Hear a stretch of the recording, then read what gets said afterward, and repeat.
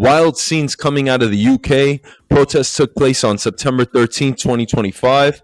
This was organized by far-right activist Tommy Robinson under the name Unite the Kingdom. He's very similar to Charlie Kirk. Attendance estimates put the number of protesters at about 110,000 to 300,000 people. Counter-protests were held by Stand Up to Racism, with approximately 5 to 10,000 people participating. Take you through some scenes of the protests. Police were deployed, over 1,600 officers, including 500 officers from other forces, other towns in the UK, to manage the march, plus the counter-protest. Protesters carried flags. Many carried the Union Jack, the St. George's Cross, and some brought American and Israeli flags. This was all about anti-immigration versus pro-immigration, taking the country back, taking a stand in the United Kingdom. There's a lot of vitriol for the mass influx of immigration over the years. Protests demanding that they want their country back. Some protesters wore MAGA hats. Massive crowd behind me as we carry this banner towards Parliament Square. Again, they are calling this the Tommy Robinson protests. Also in the front.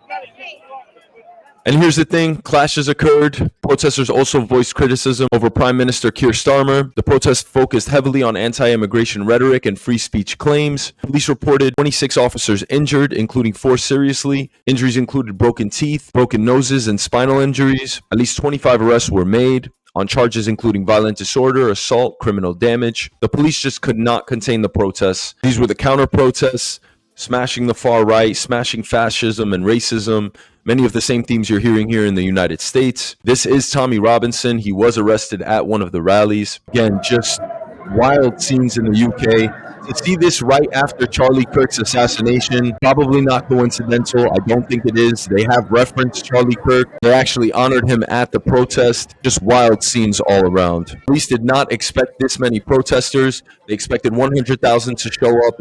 Over 200,000 purportedly showed up to the protests. This was Tommy Robinson getting arrested, taken away. Again, they are empathizing with Charlie Kirk around the world. It's not just here in the United States. And just what you're seeing here in both Nepal, in the United States, in the United Kingdom. There were protests in France. We will report on that as well.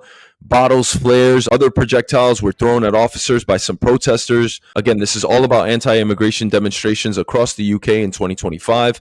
Immigration has overtaken economic issues as the dominant political concern in some UK polling. Over 28,000 migrants have crossed via small boats this year. It's much of the same problems that we have here with the Mexican border in the United States. Prime Minister Keir Starmer publicly acknowledged the rights of peaceful protest, but condemned the violence and the use of nationalist symbols for division. Starmer said that Britain is built on tolerance, diversity, and respect. Again, what are we witnessing here? It seems like the entire world is really getting together and galvanizing for their beliefs, and we're seeing it mainly on the far right now. Let me know your thoughts.